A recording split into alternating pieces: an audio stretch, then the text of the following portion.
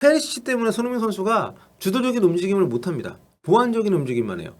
아니 그래서 월클 윙어, 월클 윙포인 손흥민 선수가 어설픈 메잘라가 돼버렸어. 메잘라처럼 움직이는 장면이 너무 많아요. 안녕하세요, 볼루팀입니다. 토트넘이 10경기 연속 선제 실점을 기록한 에스턴 빌라전에서 0대2로 패배를 했습니다. 최근 흐름이 썩 좋지가 않아요. 특히 홈에서 치른 경기들만 보면 최근 리그 4경기 가운데 3패입니다. 리즈 유나이티드에게 4대3으로 이겼던 지난 경기를 제외하면은 지금 3경기 연속 패배인데, 자, 아무튼 이 4경기에서 9실점이고요. 굉장히 좀 경기 내용 자체가 좋지 않습니다. 문제는 경기를 잘했는데 이런 결과가 나온 게 거의 없다는 거죠. 특히 이번 빌라전은 경기력이 굉장히 좋지 않았습니다. 단적인 예로 토트넘의 주포인 해리 케인 선수가 전반 20분까지 경기장에서 거의 실종이 된 상태였습니다. 아무런 지원을 받지 못했고요. 본인 스스로도 수비수들에게 에워싸여가지고 갇혀 있었기 때문에 이 기록을 좀 제가 찾아봤거든요. 에스턴 빌라전에서 해리 케인이 처음으로 공을 만진 게 전반전이 시작된 뒤 무려 19분 44초가 지난 뒤였습니다. 킥오프 이후에 거의 20분에 가까운 시간 동안 공을 한 번도 건드리지 못한 채로 그라운드 위에 있었다는 얘기죠. 팀의 지원이 부족한 것도 부족한 거지만 과거에는 이럴 때 본인이 2선 3선으로 내려와가지고 경기를 풀어주는 역할도 했었거든요. 특히 무리뉴 감독 시절부터 좀 생긴 회사였는데 본인이 내려와서 에릭슨이나 이제 알리가 좀 없어진 뒤로 본인이 내려와서 플레이메이커 역할까지 같이 하면서 도움만까지 했잖아요. 근데 최근엔 그런 모습도 눈에 띄게 줄어들고 있습니다. 기회가 왔을 때 마무리를 지어주는 능력만큼은 여전히 굉장히 막강합니다만 토트넘 경기 퀄리티에 미치는 영향력은 크게 감소를 하고 있다, 이렇게 볼 수가 있는 거죠. 이게 본인의 의지인지 감독의 지시인지는 잘 모르겠어요. 위아래로 오르내리는 움직임이 현격히 줄어든 것은 좀 분명한데 팀 기여도도 그런 가운데 계속 좀 감소가 되고 있는 상황입니다. 케인이 지금 재계약을 역시 안 한 상태인데 더 이상 그런 역할을 자처하지 않으면서 떠날 준비를 하는 것이 아닌지, 아니면 그렇게 하지 않음으로써 뒤에 또 말씀드리겠습니다만 콘테 감독이 전설적으로 이 팀에 케인 말고 케인은 골 넣는 데 집중을 하고 저 역할을 해준 선수가 필요하다, 영입해야 된다, 요러기 위한 것이지 제 내피셜이긴 합니다만, 아무튼 이른바 콘테볼의 부진을 명확하게 보여주는 그런 단적인 장면이 아닌가 싶습니다. 경기를 지켜보던 콘테 감독 이날 표정 굉장히 참담했는데요. 경기 후에 인터뷰에서 정말 낙심한 듯 포기한 듯 굉장히 수위가 센 발언들을 연달아 늘어놓았습니다. 좀 충격적인 내용들인데 하나씩 간단히 살펴보면요. 내용이 굉장히 좀 셉니다. 우리가 지난 시즌에 했던 것은 기적이나 마찬가지입니다. 주전급 12명, 13명만 가지고 경기를 했고 막판 15경기에 부상 선수가 없었으니까요. 이런 얘기. 틀린 얘기는 아닙니다만은, 네, 현재의 좋지 않은 상황을 강조하기 위해서 지난 시즌 자신들의 노력을 기적이고 행운이었다, 이렇게 얘기하는 거 참 독특한 화법이죠. 자, 그리고 우리가 우승 후보라고요? 미쳤습니까? 크레이지, 이렇게 표현했는데, 네, 틀린 얘기는 아니죠, 얘기는. 근데, 그것도 제3자가 아니고 감독이 저렇게 얘기하는 것은 굉장히, 그것도 여러 번 얘기했잖아요. 처음이 아닙니다. 그러면서 이제 우승 후보가 되려면 수준 높은 선수들이 팀에 14명, 15명이 있어야 되고, 거기에다가 매년 우리 돈으로 한 1천억 원 정도를 들여가지고 2명씩 수준급 선수를 추가해야 된다.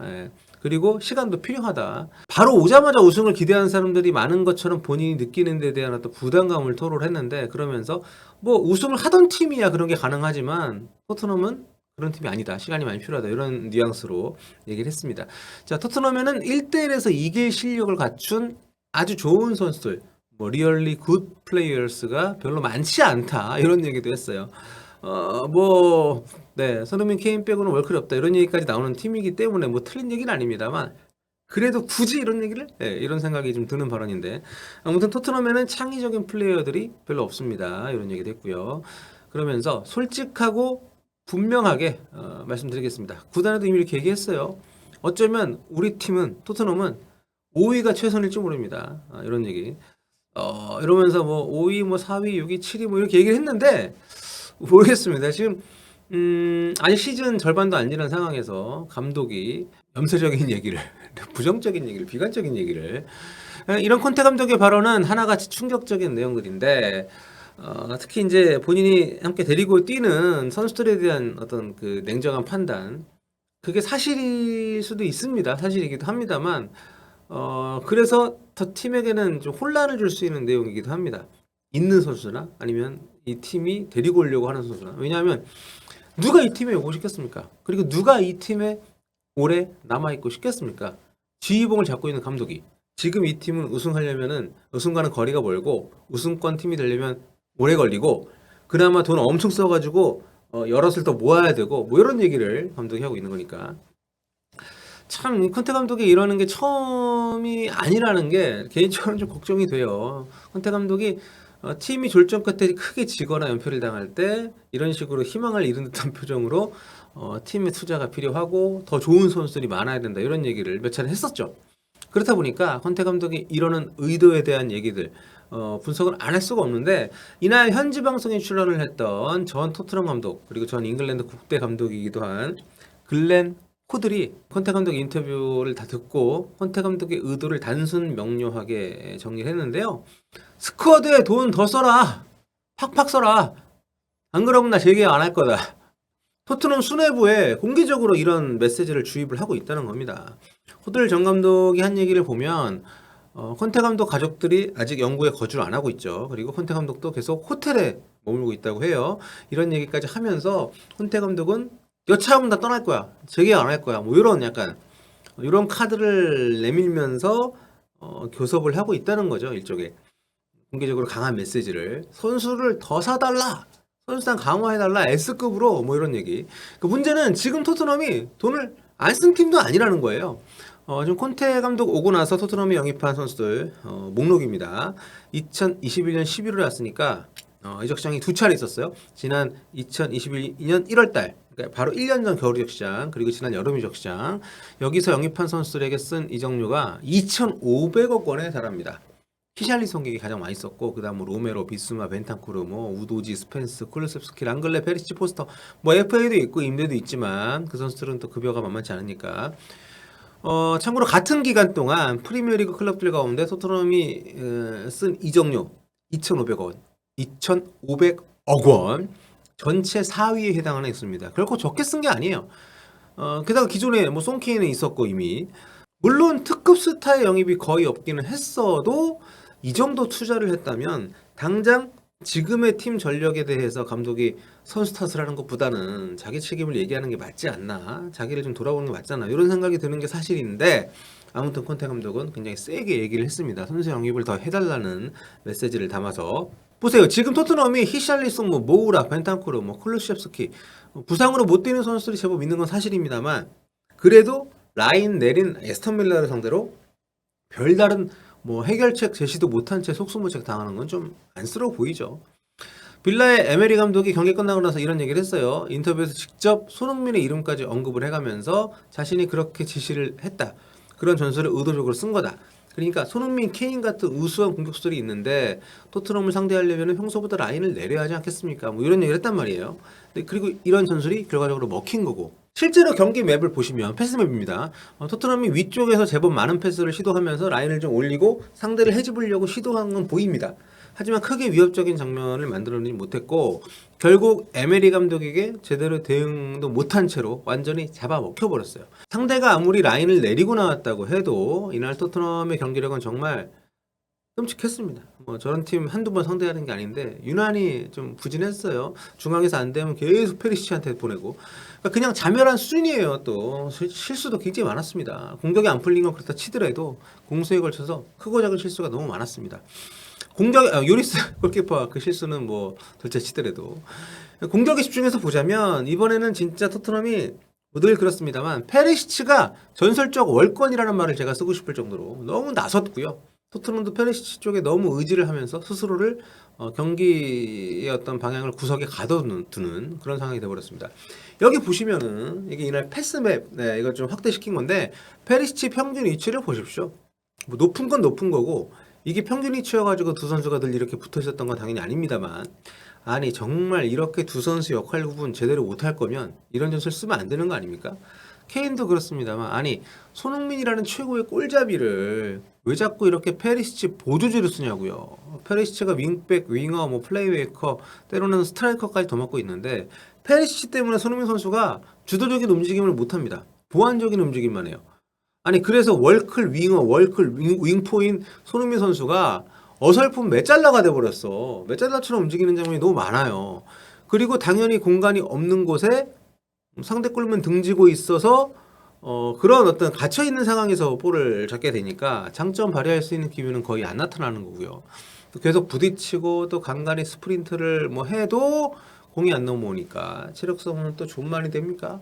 이 와중에 주장이라는 요리스 골키퍼 아까도 말씀드렸습니다만 상대 슈팅 하나 제대로 처리 못해가지고 결승골 내주고 앉아있고 계속 맡겨있던 케인도 후반 22분에 손흥민 선수가 떨궈준 거 이거 주워먹지도 못하고 또 추가골 결승골 추가골 내주는데 에스턴 빌라의 두 번째 골이 케인 실수에서 연결이 됐잖아요. 전체적으로 팀이 마치 무슨 뭐 혈이 눌린 것처럼 기도 하나도 없고 의욕도 없고 우리가 알던 그 사람이 아닌 것 같은 뭐 하여튼 그런 팀이 돼버렸어요.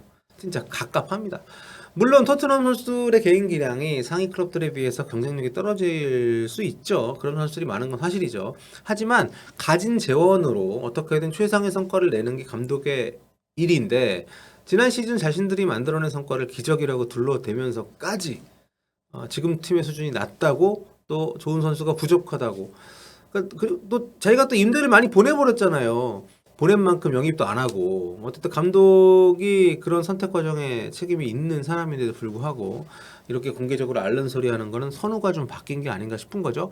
거의 대부분의 경기를 거의 대부분의 시간을 3-4-3 포메이션의 천착한 플레이를 펼칩니다. 누구나 예측 가능한 패턴으로 선수 교체를 하고요. 그리고 상대의 변화된 전술에 어떤 대응하는 속도가 굉장히 느린 거. 이렇게 전술적인 부분에서 감독의 책임 영역이 확실하게 지금 주도적인 모습을 보이지 못하고 있기 때문에 이런 것들이 뭉쳐가지고 결국 토트넘 경기력 저하가 온 게 아닌가 싶은데 크게 지거나 출전을 펼칠 때마다 이렇게 선수 타달라고 공개적으로 조르는 게 특히 지금은 그 재계약을 볼모로 수뇌부하고 공개 교섭을 펼치는 것처럼 보이는 상황이지 않습니까?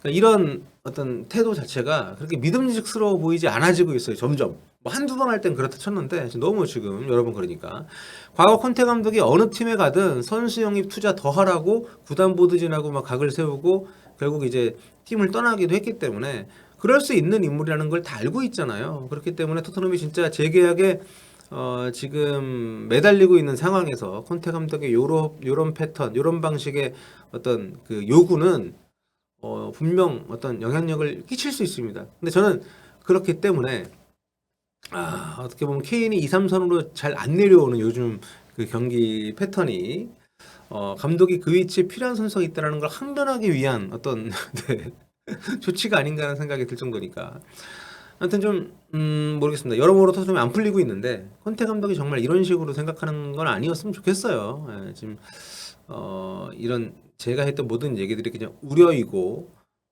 콘테 감독이 정말 충심에서 우러난 그냥 아주 순수한 감정의 발로 이기를 왜냐하면 빌라전 끝나고 선수 경기력 좋았다고 얘기를 또 했어요 본인이. 예. 거긴 불만이 없다고 그러면서 우리는 5위가 최선인 팀이고 좋은 선수가 부족하고 이런 얘기 이 어폐에 있지 않습니까? 팬들 걱정 가장 끼치게 하고 있으면서 스스로 팬들은 좋은 팀을 가질 자격이 있습니다. 이러면서 네, 약간 안 좋게 얘기하면 좀 걸고 넘어지는 이런 얘기들 참 혼란합니다. 지금 토트넘 경기력도 경기력인데 감독이 어떤 공개적으로 내뱉는 얘기들 자체가 자, 좀은 토트넘 입장에서는 콘테 감독에게 굳이 매달리지 않아야 되는 게 아닌가 하는 생각까지 들 정도인데 모르겠습니다. 어떤 흐름으로 가게 될지. 콘테 감독 이제 올해 여름 이번 시즌까지 딱 계약이잖아요. 몇 달 안 남았습니다. 자, 아무튼 토트넘 경기도 경기인데 감독이 나서서 아주 폭탄 발언들을 계속 쏟아붓고 있는 상황. 앞으로 또 일정들이 만만치 않은데 어떻게 될지 이제 좀 궁금하고요. 아무튼 네, 손흥민 선수 응원하는 마음으로 토트넘 경기 당분간 또 지켜보도록 하겠습니다. 여러분 다음 시간에 뵐게요. 올빠.